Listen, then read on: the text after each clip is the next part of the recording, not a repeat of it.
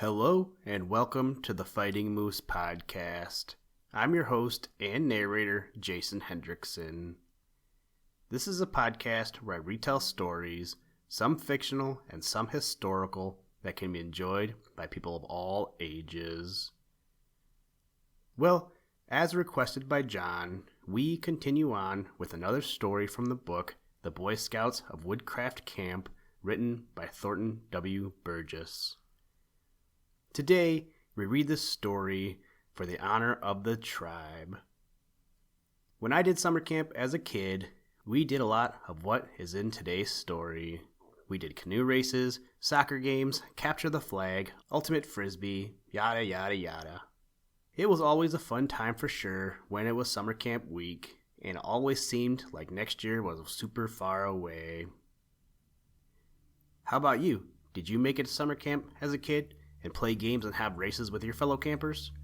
I hope you did. If not, maybe you have something fun you can do near you, like tubing rivers or getting together with friends on a lake or pond and racing kayaks. Whatever you find to do, I wish you many fun memories with family and or friends. Now, let's turn to today's story. I hope you enjoy. Let's begin. Liftoff. We have a liftoff.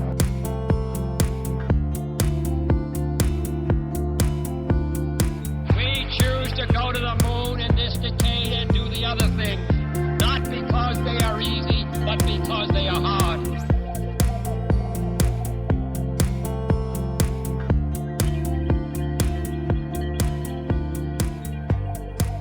For the honor of the tribe. All of Woodcraft who could get afloat were on the water, and those not so fortunate were ranged on points of vantage along the pier and on the shore. Dr. and Mother Miriam, with some of the guests of the camp, parents of the boys in for the annual field day, occupied the end of the pier, which commanded the whole course and was directly on the finish line. Among the most interested of the onlookers were Mr. Harrison and Mr. Upton, who had arrived that morning, taking their sons by surprise. The shore events had been run off in the forenoon, with honors well distributed. The Algonquins, under Chief Seaforth, had won the rifle match. Chief Woodhull had scored heavily for the Delawares by winning the trail-finding contest, the stalking event, and the mile cross-country hike without compass or trail. The relay race, high and broad jumps, had gone to the Hurons, while the Senecas had taken the 100-yard and 220-yard dashes. The points for the best individual work during the summer in the various branches of nature study had been awarded, and the total score in the contest between the two wigwams for the deer's head offered for the highest total was Wigwam number 1, 1,460 points, Wigwam number 2, 1,450 points. For tribal honors, the Delawares had a safe margin, but the championship banner would go to the winning tribe in the successful wigwam. Excitement was at fever pitch, for on the outcome of the afternoon events hung the honors of the whole season. It was generally conceded that the Hurons would take the swimming events handily, unless the Delawares developed a dark horse. The Senecas were strong in the canoe work, and they vowed that if the Hurons tied the score with the swimming events, they would win the canoe events. The swimming races were called first. Before the first event, Chief Woodhull called the Delawares together. "I haven't much to say," he said, as he looked into the eager faces of his tribe. "Only this. I expect every Delaware to do his best, not for his personal glory, but for the honor of his tribe and the honor of his wigwam. It is a great thing to win for yourself, but it is a greater thing to win for your fellows.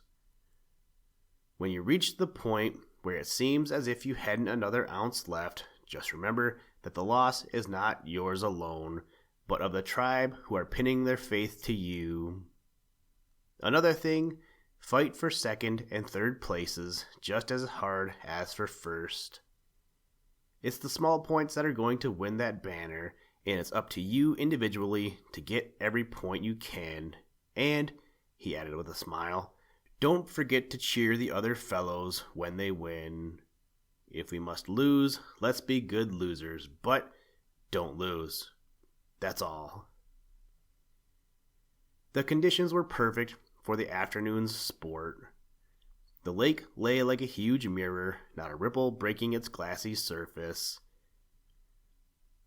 Clustered about the finish line were the camp canoes and boats and several launches filled with guests from the hotels at the other end of the lake. Several bateaux filled with lumberjacks from the Durant camp lined the course. "Gee, ain't it great?" said Tug Benson as he and Walter paddled out to the raft from which the swimming races were to start. "You bet," replied Walter enthusiastically. "How you feelin'?" "Fine and dandy," responded Tug. "I'm going to take that 100 yards if I never swim another stroke." "Wish I felt as sure of a place in my event," said Walter. "Look-a-here, you're going to get more than place. You're going to win that event. You've got to. What do you suppose I've been coaching you for all summer?" said Tug savagely as he glared at his companion. They were to the raft by this time, and as they hopped out and made their canoe fast, they heard the starter announcing the first event, which was the 100-yard race. In all events for the afternoon, first would count 10 points, second 5 points, and third 3 points. There were 8 entries for this event, 3 Hurons, 2 Delawares, 2 Senecas, and 1 Algonquin. Are you ready? Bang! There was one splash as the 8 boys took the water. At the very first, Tug took the lead. The distance was too short to take any chances. He was using the crawl stroke, and his powerful muscles drove him through the water like a fish. But he had need of every bit of strength and skill he possessed. 2 of the Hurons were pressing him close, and 10 yards from the finish, one of them forged up until the 2 boys were neck and neck. Tug glanced ahead to locate the finish line and gulped his lungs full of air. Then, burying his face, he tore through the water like some strange amphibian, putting every last ounce of reserve strength into a supreme effort. Bang! It was the finish gun, and the wild whoop of the Delawares told him he had won, but he had hardly filled his strained lungs when the second and third guns told him by how narrow a margin he had snatched the victory. 2 points to the good, anyway, he said grimly as Woodhull helped him into a boat. This made the wigwam score 1,470 to 1,458, and the Delawares and Algonquins whooped deliriously. But their triumph was short-lived. The 220-yard event gave the Hurons first and second, and the Senecas third.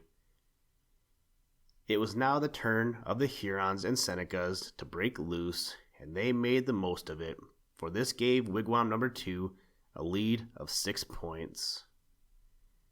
"It's up to you now," growled Tug in Walter's ear as they stood side by side awaiting the starting gun in the quarter-mile event. "I haven't a look in, for that 100 killed me, but I'm going to set the pace for the first half, and you stick right to me. Don't you pay any attention to the rest of 'em, but stick right to me. When I give you the word, you dig out and win. Remember, this is no sprintin' match." The starting gun banged. When Walter had shaken the water from his eyes and looked around, he found Tug at his side, swimming easily with a powerful overhand stroke. Off to the right, 2 of the Hurons were using the crawl and were rapidly forging ahead. Already, they had a lead that gave Walter a panicky feeling. Tug looked at him and grinned. "Water's fine," he grunted, for all the world as if this was nothing more than a pleasure swim. "Get your back into that stroke." Tug was still swimming easily, but he was putting more power into his strokes. Walter followed his example and kept neck and neck with him. They were now the last of the field. The sprint of the two Hurons had given them a good lead, and this had had its effect on the other swimmers, all of whom were putting forth every effort to overhaul the leaders. Walter found that it took every bit of willpower he possessed not to do the same. The pace was beginning to tell on those in front, but Tug never varied his strong, easy stroke, and presently Walter noticed that they were slowly but surely closing up the gap between them and the nearest competitors. They had now covered a third of the course, and the leaders were still a long way ahead. Would Tug never hit it up? What was he waiting so long for? Perhaps he was, as he had said, all in and couldn't go any faster. Ought he to stay back as Tug had told him to? If he should lose out for place, the blame would be laid to him, not to Tug. Ha! Tug had quickened the stroke a bit. It was not much, but there was a perceptible gain with each swing of the arms and kick of the legs. The halfway mark, and still Tug did not give the word. What was the matter with him? He glanced at him anxiously, but the grin on the astute young gentleman's face revealed nothing, certainly not anxiety. 2 or 3 of the swimmers had begun to splash badly, notably the 2 Hurons in the lead. Walter had his second wind, and he found that he was holding Tug with less effort than at first. He could hear the shrill yells of the Hurons and Senecas at the finish line as they urged on their braves, and there was an unmistakable note of triumph in every yell. It gave him a sinking feeling in the pit of his stomach. "Now go!" screamed a voice almost in his ear. Dimly he realized that Tug had given him the word. Quickening his stroke, he put in every ounce of reserve strength, and at once the result began to show. One after another, he overtook and passed the other swimmers until there was only one between him and the finish line. The 2 Hurons who had led so long were splashing in manifest distress. They were behind him now, their bolt shot, but still struggling gamely.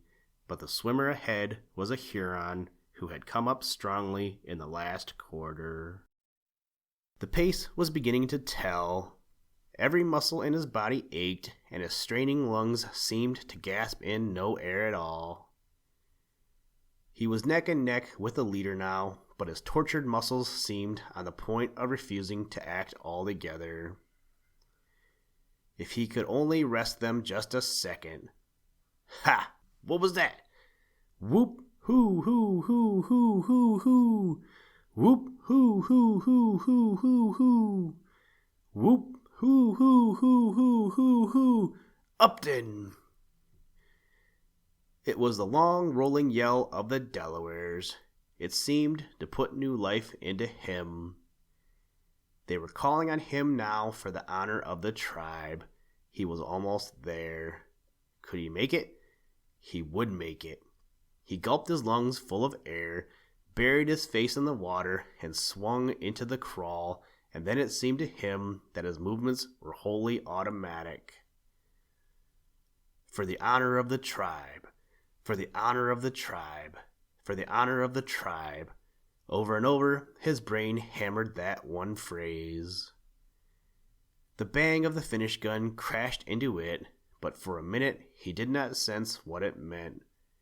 For the honor of the tribe, he murmured, weakly paddling the water with his hands. And the honor of the boy, cried a hearty voice, as strong hands caught the slack of his jersey and pulled him into a boat. He looked up in a daze into the face of Woodhull. "Did I win?" he gasped. "You sure did," was the prompt response. "No, I didn't. Tug did it," muttered Walter to himself as he saw his coach wearily finish at the tail end. Second place had gone to the Hurons, and third to the Algonquins. The score now stood: Wigwam number 1, 1,483, Wigwam number 2, 1,481, and the excitement of the visitors was hardly less than that of the tribes as they waited for the canoe events. The fours were called first. There were 4 entries, 1 crew from each tribe, 4 brawny boys in each canoe, captained by the 4 chiefs. The distance was half a mile with a turn, start and finish being opposite the pier. A pretty sight they made as they lined up for the start, each boy on one knee, leaning well over the side of the canoe, blade poised just over the water at his utmost reach.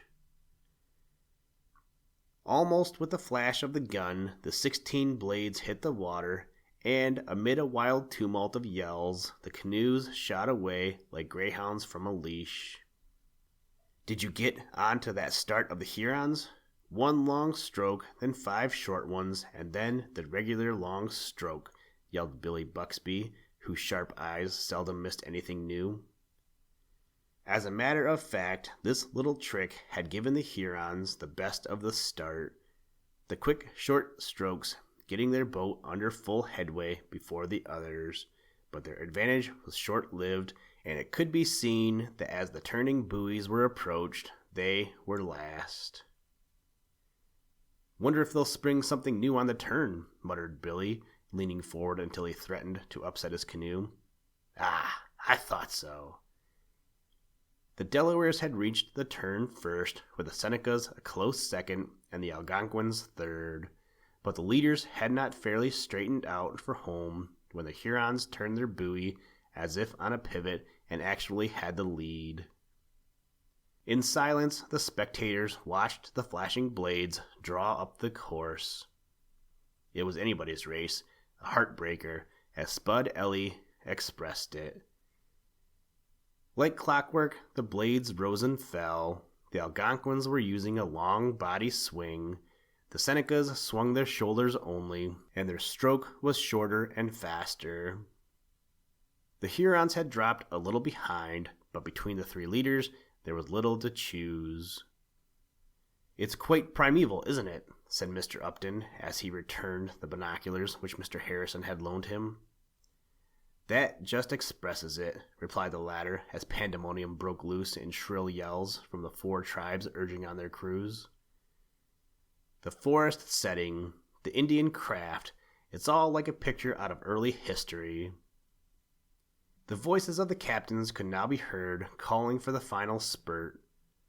The stroke in all 4 boats became terrific as, with heads bent, hanging far over the sides, the paddlers drove their blades through the water, recovered, and drove them again, almost faster than the eye could follow.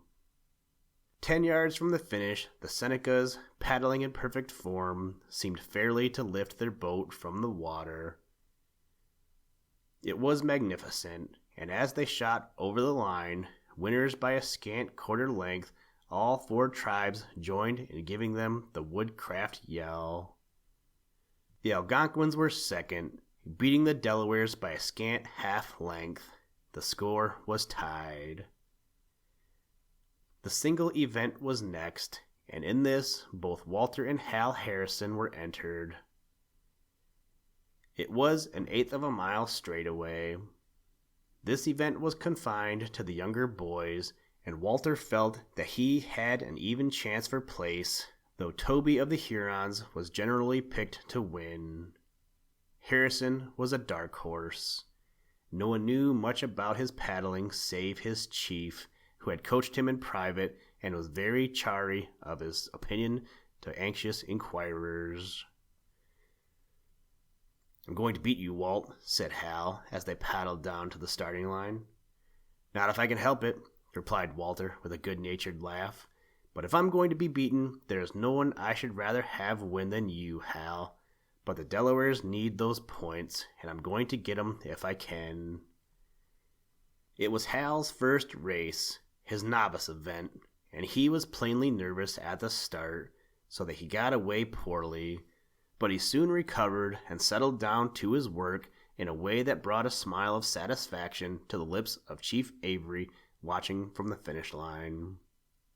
Hal had not told his father that he was entered for any of the events. Mr. Harrison had been talking with Dr. Merriam when the race was called, and had paid no attention to the boys going down to the start. It was not until the race was half over that he focused his glasses on the canoes.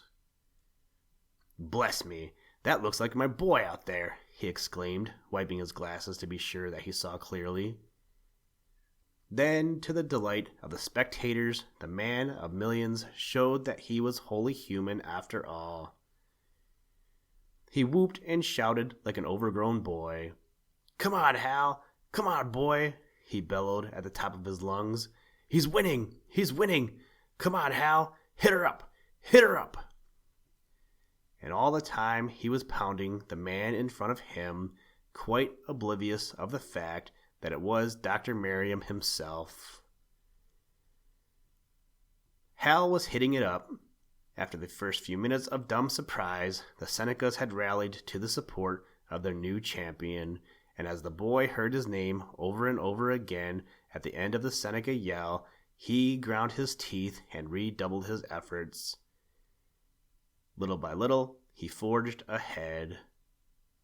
Walter was putting up a game struggle, but he found that his grueling swim earlier in the afternoon was telling now, and in spite of all he could do, open water was showing between his canoe and Hal's. "I'll get second anyway," he muttered, and then, as before, the old slogan, "For the honor of the tribe, for the honor of the tribe," began hammering in his brain. It was Hal's race, with Walter second, Buxby third, and Toby, the expected winner, a poor fourth. Wigwam number 2 was 2 points to the good. The suspense had become almost unbearable as the last event for the afternoon was called. That was a pack-and-carry race, a novelty to most of the spectators, and in some respects the most interesting of all. 4 canoes were placed side by side on the ground in front of headquarters. Beside each was spread a sheltered tent, blankets, and cooking outfit. The 4 chiefs took their places, each beside one of the outfits. At the signal gun, each began to pack his outfit. As soon as he had finished, he picked up his canoe, inverted it over his head, and carried it to the lake. Returning for his pack, he placed it in his canoe, paddled out around a buoy, back to shore, and carried canoe and pack to the starting point.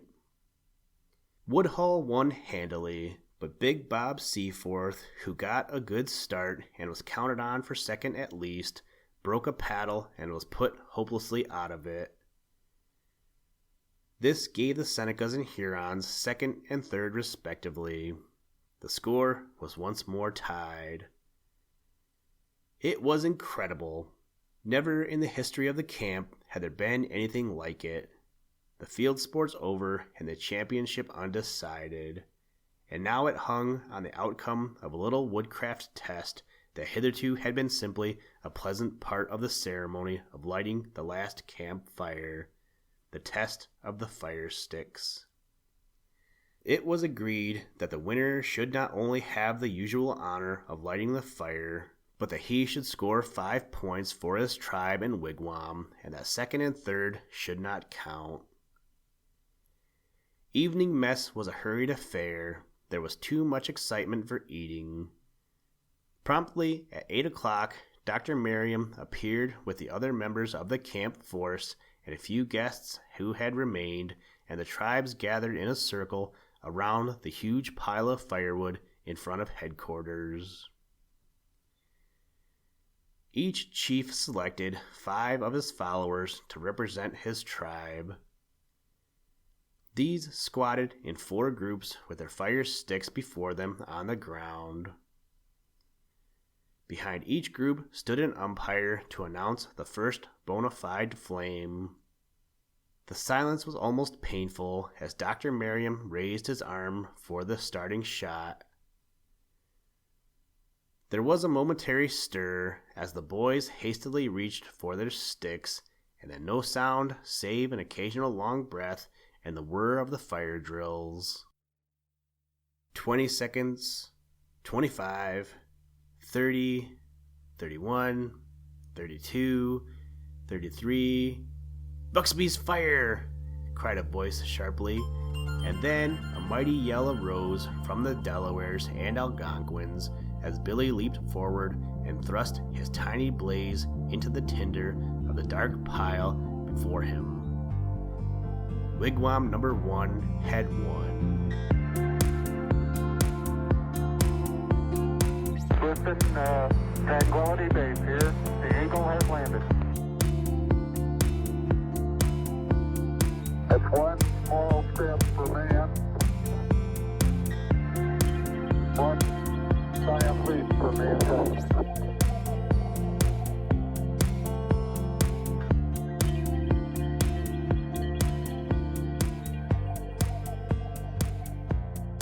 Thank you for listening to this episode of the Fighting Moose podcast. Please join us next time as we read another exciting story. Today's music was provided by the artist Analog by Nature, and the audio clips were provided from NASA. For more information to download and or listen to audio or materials from all our recordings, or to contact us, please visit www.thefightingmoose.com, or you can follow the links in the show notes. If you enjoy the podcast, please leave us a review wherever you get your podcast or on iTunes, and tell a friend. Thank you for your patronage, and as always, try and do a random act of kindness every day. Mission complete, Houston. After serving the world for over 30 years, the space shuttle turned its place in history and has come to a final stop.